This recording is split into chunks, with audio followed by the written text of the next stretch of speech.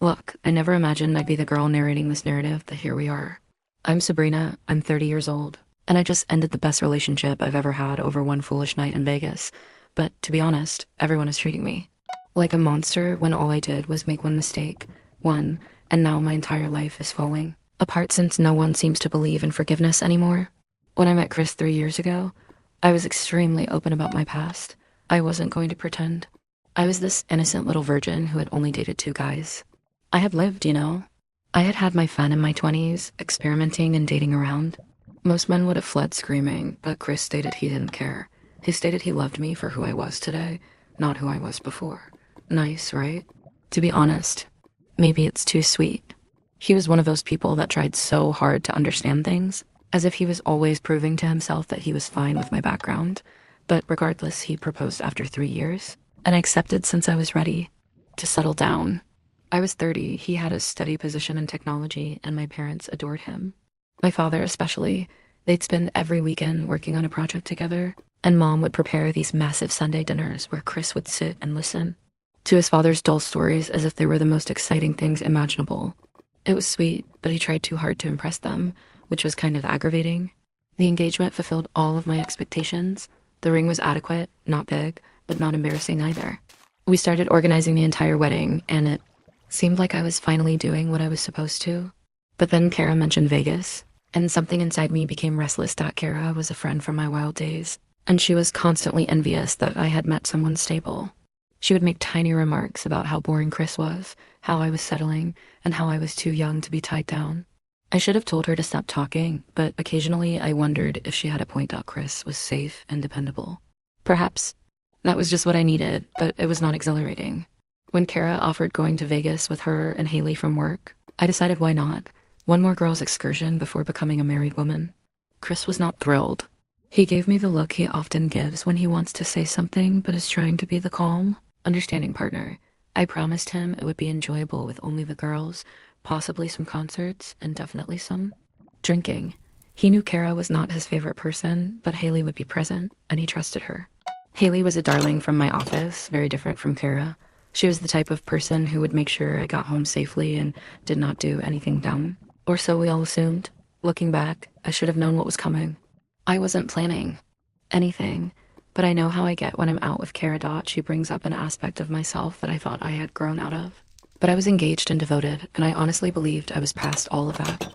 I figured I could survive one weekend in Vegas without everything coming apart. I convinced myself it was just a harmless girls' trip, and that I could have fun without breaking any rules. Chris remained supportive but distant during my packing, as if he was already bracing himself for something. He kept asking if I was certain I wanted to go, and if we could plan a trip together instead. But I was determined to have this experience. I felt that once I married, I'd never be able to be young and carefree again. I kept convincing myself that it was usual for engaged women to attend bachelorette parties. This was just an early celebration, correct? Chris took me to the airport, kissed me goodbye, and urged me to have fun but stay safe. The remorse I felt as I watched him drive away should have served as a warning, but I ignored it in favor of the excitement of the journey ahead. The Vegas trip began exactly as predicted. Kara immediately tried to persuade us to do shots at the airport bar at around 2 in the afternoon. Haley was rolling her eyes, and I was somewhere in the middle, trying to be both the fun buddy and the serious engaged woman. Kara kept saying throughout the flight that this was my final chance to truly live before I was permanently tied down. She continued saying things like, "You're about to become someone's wife. Doesn't that sound boring?" And honestly, it was getting under my skin. Not because I agreed with her, but because she refused to let it go. When I mentioned Chris or the wedding, she had this grimace as if I was talking about a prison term. When we arrived at the hotel, Kara immediately began arranging our night.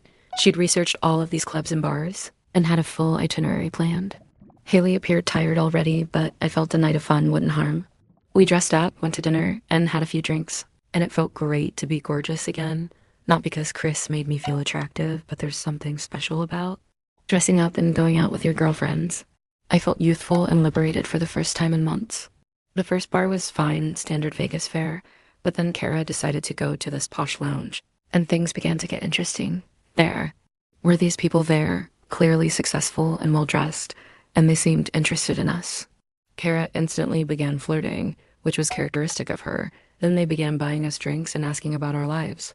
I should have brought up Chris right away and made it apparent that I was interested.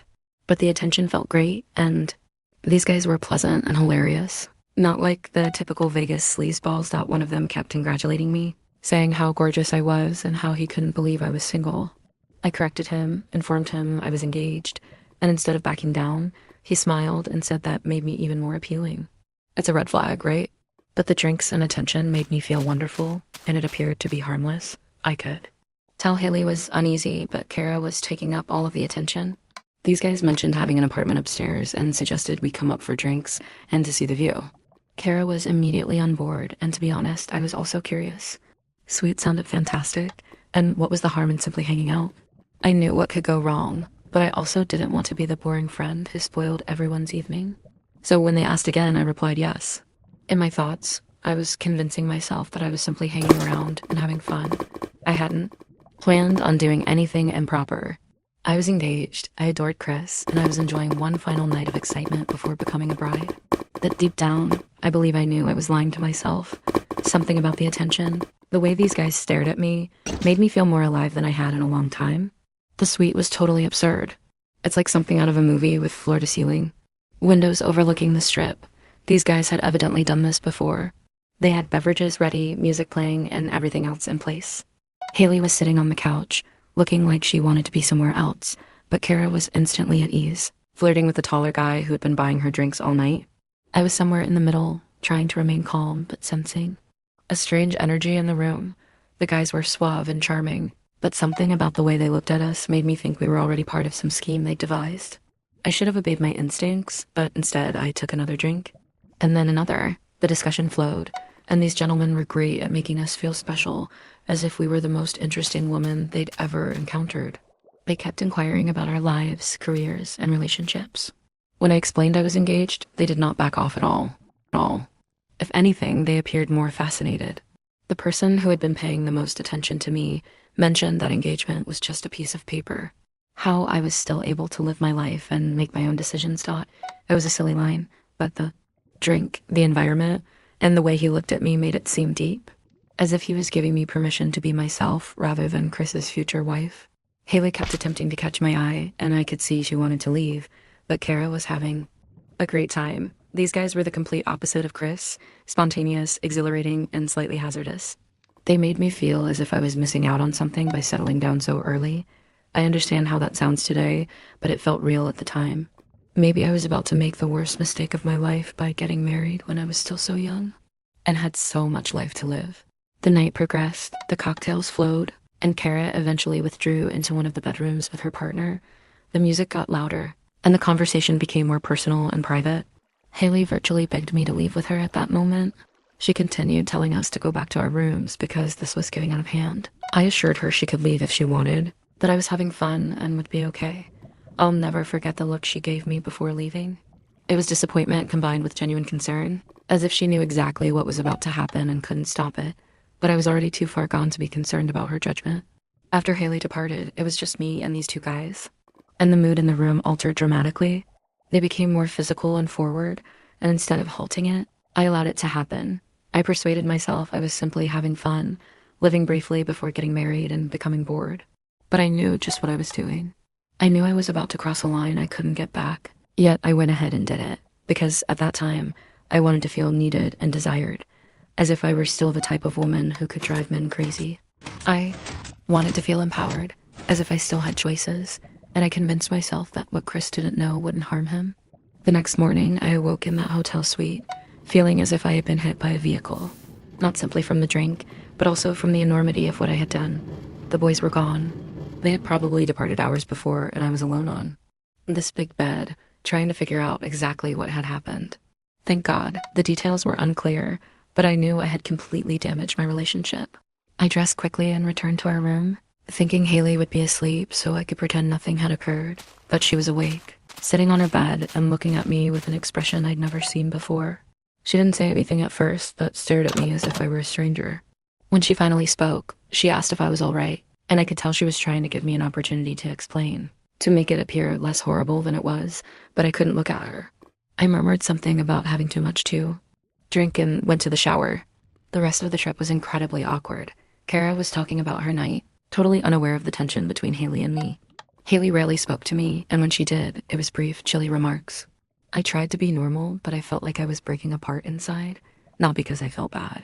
I was still telling myself it was just one night, a mistake that meant nothing. But I knew Haley was scrutinizing me, and I despised the feeling.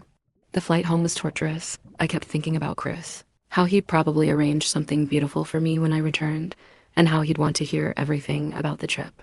I practiced telling lies in my brain, making up stories about plays we'd attended and places we'd visited.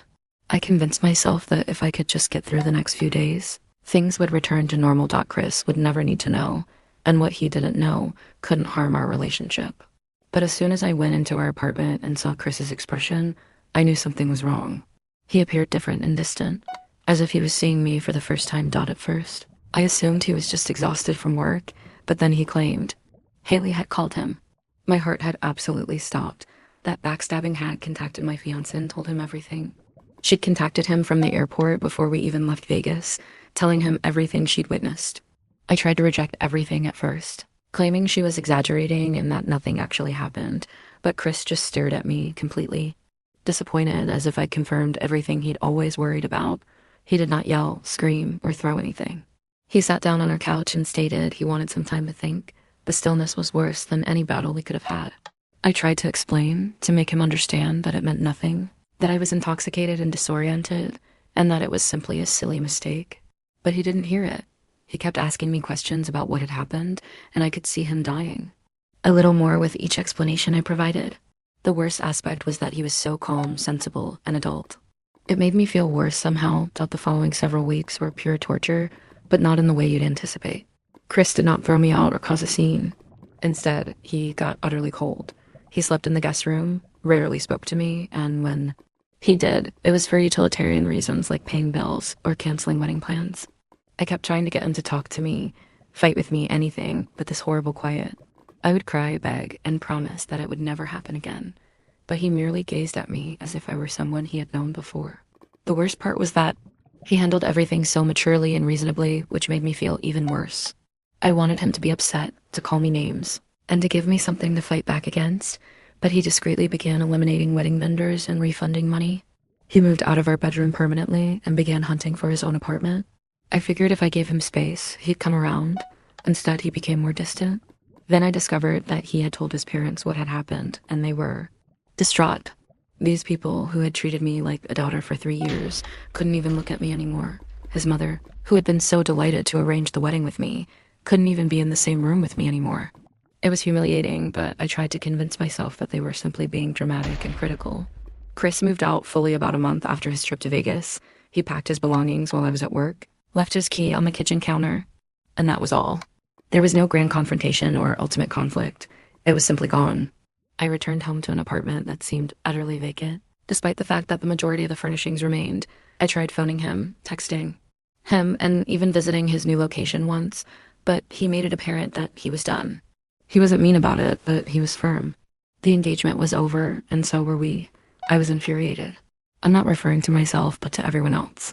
I was upset with Haley for betraying and telling him, at Chris for not fighting for us, and at his parents for severely criticizing me.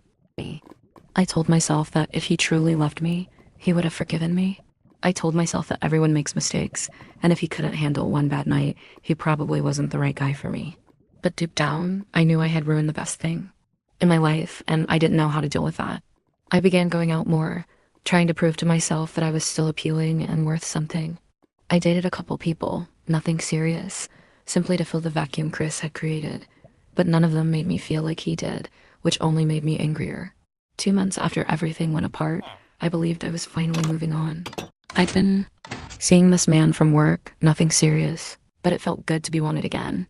But then I ran upon Chris' mother at the hardware shop, and everything changed. She appeared older and sadder, and when she spotted me, she didn't walk away or dismiss me as I expected. Instead, she approached me and inquired what had happened. She claimed Chris was terribly heartbroken but refused to provide any details. And as his mother, she needed to know why their family had been torn apart. I'm not sure why I told her the truth. Maybe I got tired of carrying it alone. Perhaps I wanted someone to realize that it wasn't as straightforward as everyone made it appear. But I told her everything about Vegas, the boys, and what I had done. I anticipated her to be angry, yell at me, and call me a bad person instead. She just looked really sad and stated she wasn't surprised. She said she and Chris's father had hoped I was ready to settle down and be a nice wife, but they were always concerned that my past would catch up with me. Then she said something that completely crushed me. She explained that they had planned to give us money for a down payment on a house, similar to what they had given Chris's sister when she married.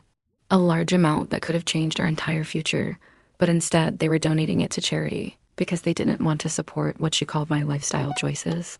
That's when I totally lost it. I began ranting at her right there in the hardware shop, telling her she had no right to criticize me and that one mistake did not define who I was as a person.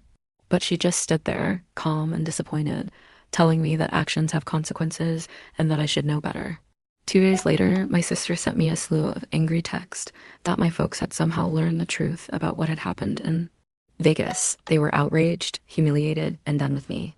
My father, who had always been my defender, informed me that I had wasted the best man I could ever find on a useless night with strangers. My mother stated she was embarrassed to explain to her friends why the wedding was suddenly canceled. Even my sister, who had always been competitive with me and a little jealous, was horrified. She claimed I demonstrated that I was exactly the type of person she'd always suspected I was: selfish, destructive, and incapable of enjoying good things. The worst aspect was that everyone treated me like I was some sort of monster. Yes, I had made a mistake, but people cheat all the time and figure it out. Couples go to therapy, forgive, and move on. I was not the first woman to experience a moment of weakness, nor would I be the last. But everyone treated me as if I had committed an unforgivable evil. I was mad at all of them, not at Chris for being so stiff and cruel. He resented his parents' judgment and self-righteousness. At my own family for abandoning me when I needed their support most, but I was furious with myself for worrying what any of them thought. I'd spent 3 years trying to be the ideal fiancé, daughter-in-law, and future bride, and for what? One night of fun, one moment of feeling alive and desirable, and I was suddenly the antagonist in everyone's story. It wasn't fair, and I was tired of pretending I deserved all of this judgment and punishment. 8 months later, I relocated to Houston to start again. I couldn't live in a place where everyone knew my business, where I couldn't go anywhere without encountering someone who looked at me with sympathy or hatred. I told myself that I was better off without all of them, that I deserved to be judged less harshly for a single error. I obtained a new job, moved into a new apartment, and started over with no knowledge of Vegas, Chris, or anything else.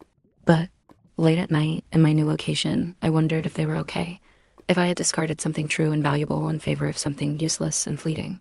If I was always the type of person who squandered good things because I couldn't appreciate them while I had them. Because I've always desired something more, something unique, something intriguing, but I pushed such ideas away since believing them would imply that I was everything they claimed I was. And I wasn't prepared to do it. I still believed I deserved better than their decision, better than Chris's refusal to forgive, better than everything. 6 months into my new life in Houston, I finally felt like myself again.